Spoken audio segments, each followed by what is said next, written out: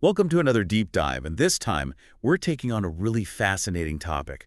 We're going to be diving into the world of DMT and the pineal gland. Oh, this is a good one. It's a topic that's scientifically intriguing, but honestly, it's a little bit mind-boggling too. We're using DMT, the spirit molecule, by Dr. Rick Strassman, as our guide for this journey. He's kind of a pioneer in this field, dared to ask some tough questions back in the 90s. What's so captivating about his book is it's not just about, like, the science, you know? It weaves together firsthand experiences, historical perspectives, and it even delves into, like, philosophical inquiries. Yeah, it's like a multi-layered puzzle, right? Yeah. We'll be exploring his groundbreaking research, the incredible experiences of his volunteers, and really tackling this big question. Is DMT truly a spirit molecule, as he suggests? Right. And if so, what role does this often overlooked pineal gland play in this whole equation? It really challenges our understanding of consciousness and what we think is even real. Okay, so before we journey into those uncharted territories, let's get our bearings a little bit. What exactly is DMT? You might be wondering, if it's produced in our brains naturally, why aren't we all having these wild experiences all the time? That's the million-dollar question, right? So DMT stands for dimethyltryptamine. It's a naturally occurring psychedelic compound, and you find it in various plants, and yes, it is also produced by the human brain. Chemically speaking, it's remarkably similar to serotonin. Okay. And as you know, serotonin is that neurotransmitter that plays a huge role in mood, perception, and consciousness. Right, so it's already there. It is, but the amount that our brains produce naturally is minuscule compared to what's needed for a full-blown psychedelic experience. Oh, okay. Yes, So Dr. Strassman had to work with a more concentrated form, which meant navigating the legal hurdles of a Schedule I substance. I can't imagine it was easy getting approval for this kind of research back then. Absolutely not. No, it took him years to secure permits from the FDA and the DEA. Psychedelic research was practically taboo back then, still shrouded in like the shadow of the 60s counterculture. Yeah. It was a different time. So how did he manage to pull it off? Where did these experiments even take place? His research lab was at the University of New Mexico. They transformed a hospital room, they dubbed it Room 531, into this controlled environment designed for comfort and minimal distractions, which are, you know, important considerations when you're dealing with a substance as potent as DMT. Yeah, it's not your average trip to the doctor's office. No, not at all. I'm curious, what were the volunteers like? Were they just anyone interested in a psychedelic experience? Not at all. No, he was extremely careful in his selection process. The volunteers were all experienced hallucinogen users who underwent rigorous screening, including medical checkups and psychological evaluations. This was crucial to ensure their safety and their ability to actually, like, handle these intense experiences. Yeah, safety first, especially with something like this. So paint us a picture. What happened in a typical DMT session? Okay, so imagine this. A volunteer is lying comfortably on a bed in room 531, hooked up to an IV and monitoring equipment, with Dr. Strassman and a nurse observing. To minimize the impact of expectations, neither the volunteer nor the researchers knew the exact dose being administered each time. Oh, that's interesting. A blind study in a way. Yeah. So they start with a low dose and gradually increase it over subsequent sessions. Exactly. Okay. And the effects, they were rapid and intense. Within seconds of injection, volunteers would experience these dramatic shifts in perception, emotions, and even their sense of self. Okay, that brings us to the heart of it all, the experiences themselves. Yeah. The book is filled with these incredible accounts, ranging from like deeply personal insights and emotional breakthroughs to encounters with, seemingly otherworldly beings and realms. It's wild. It's mind-boggling. What's remarkable is the sheer diversity of experiences. Each volunteer's journey was unique, shaped by their own personal history, their beliefs, and perhaps even their subconscious expectations. It's really intriguing. It suggests that DMT isn't just like triggering a predetermined set of hallucinations, but somehow interacting with our individual psyche, Yeah, bringing forth deeply personal material. exactly. It acts like a psychological mirror, reflecting back our deepest fears, desires, and any unresolved issues. For example, Stan, a volunteer who was struggling with lifelong anxiety.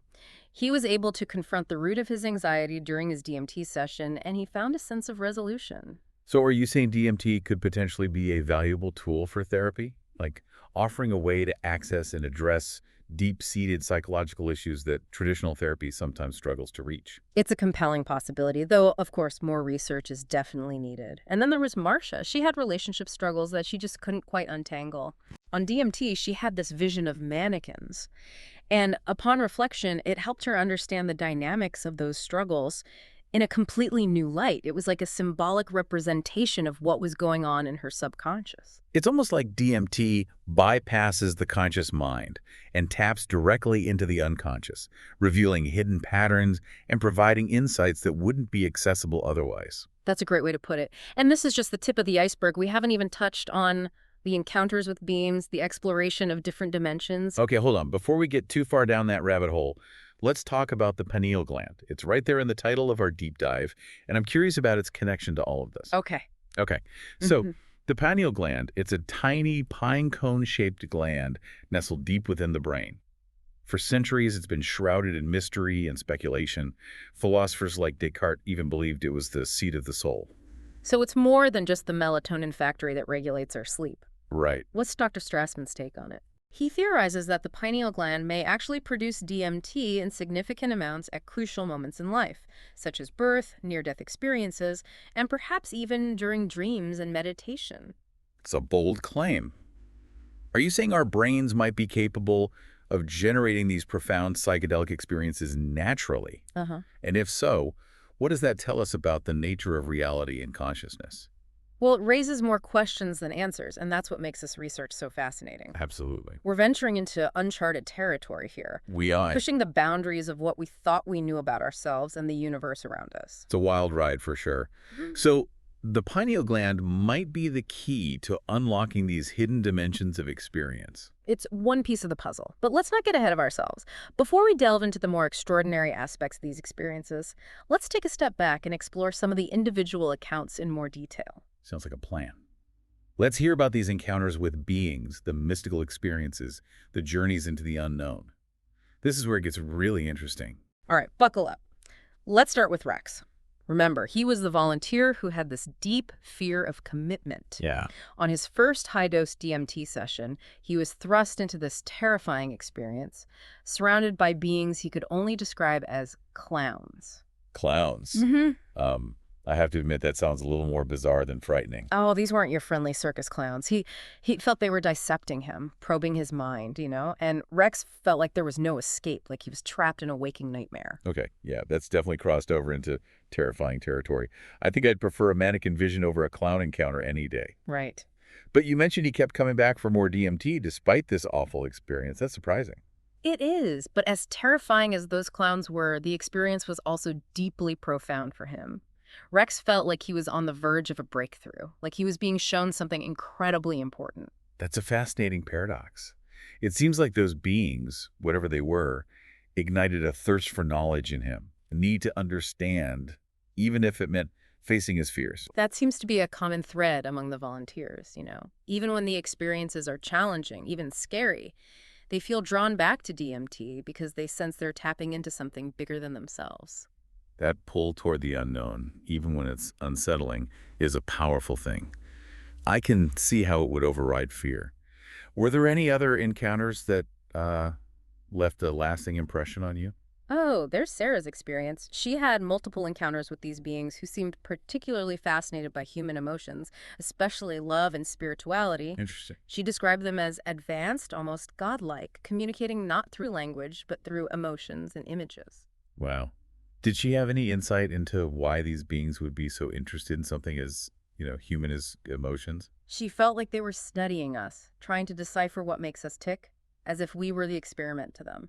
It's a little unsettling, to be honest. Like we're under observation by some advanced intelligence, but also kind of exciting in the sci-fi way. Yeah. So we've got clowns, godlike beings, and what else? Any other wild encounters in the mix?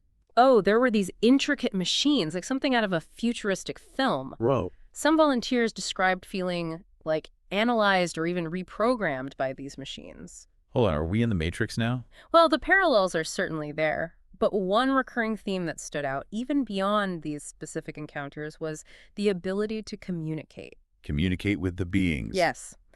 Often, it wasn't through language as we know it, but telepathically, through kind of shared consciousness. Wow. They received messages, insights, though the meaning wasn't always clear. A mind meld across dimensions, huh? It really challenges what we think is possible. Right. It forces us to rethink communication, consciousness, and the very fabric of reality.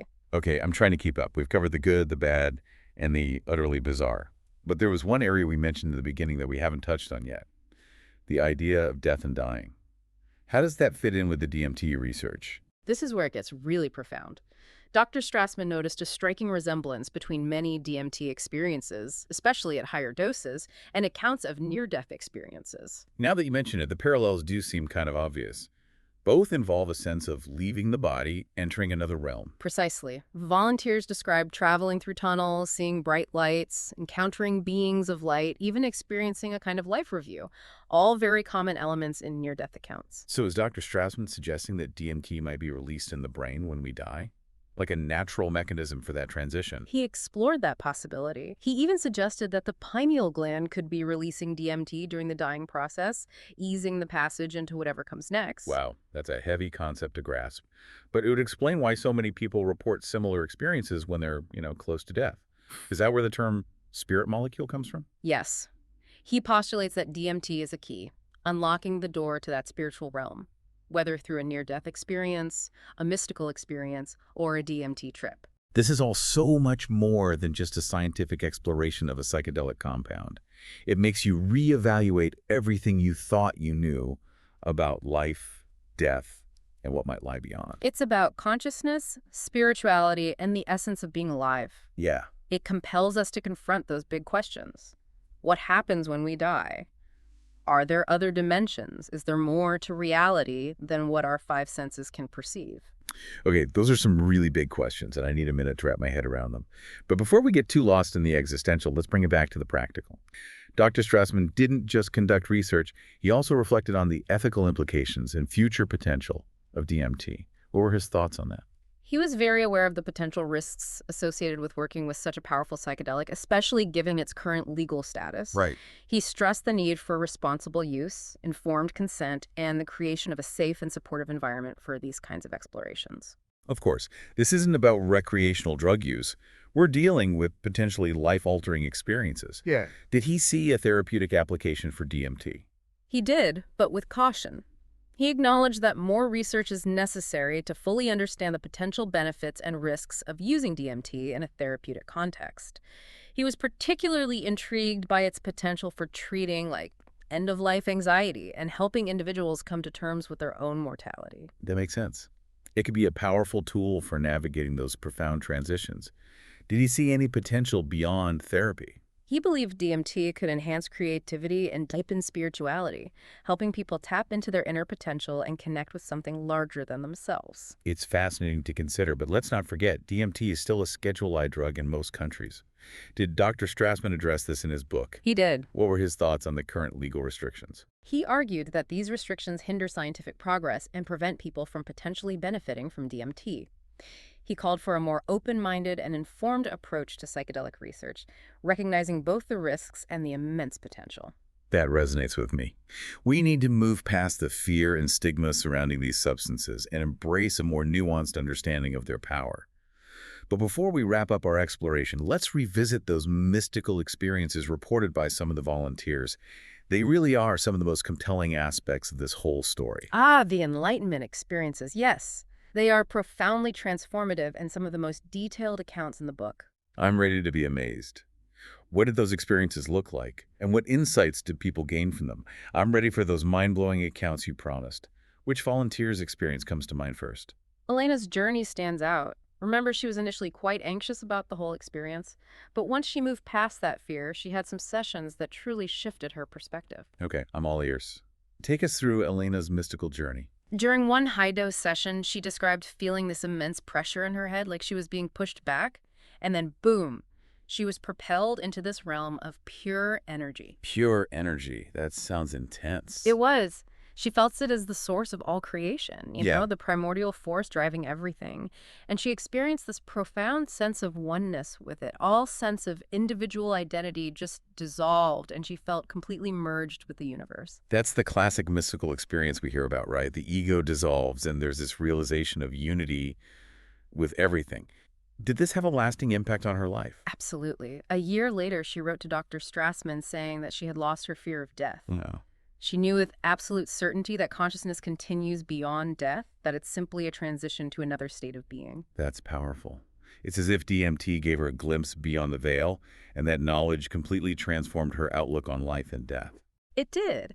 And it wasn't just Elena who had this kind of experience. Several volunteers reported similar encounters with ego death, unity consciousness, and this overwhelming sense of peace and interconnectedness. And these insights didn't fade with the drug. They lingered, shaping their worldview long after the DMT session ended. It makes you wonder, doesn't it? Are these experiences just chemically induced hallucinations, or are they tapping into a deeper reality that's always there, just beyond our normal perception? That's the question that Dr. Strassman grapples with throughout the book, and it's a question we're all left pondering. If these experiences are real in some sense, what does that mean for our understanding of consciousness, of the afterlife, of the nature of reality itself? It's mind-boggling to even consider. Uh, And, as we've been discussing these profound, sometimes terrifying experiences, I keep thinking about the volunteers' willingness to keep going back for more. What do you make of that? I think it speaks to the power of these experiences, even the difficult ones. They seem to awaken a deeper curiosity, a thirst for knowledge and understanding that transcends fear. It's like they've gotten a taste of something extraordinary, something that challenges their previous understanding of the world, and they can't help but crave more. Exactly. And it's not just about satisfying intellectual curiosity. Mm-mm. Many volunteers describe a sense of purpose, a feeling that they're being shown something important, something that could potentially benefit humanity as a whole. Okay, before I lose myself in the philosophical implications, I want to hear about one more volunteer, Saul. You mentioned he had a particularly unique experience. Ah, Saul. He was a psychologist who had been meditating for years, so he already had a strong foundation in exploring altered states of consciousness.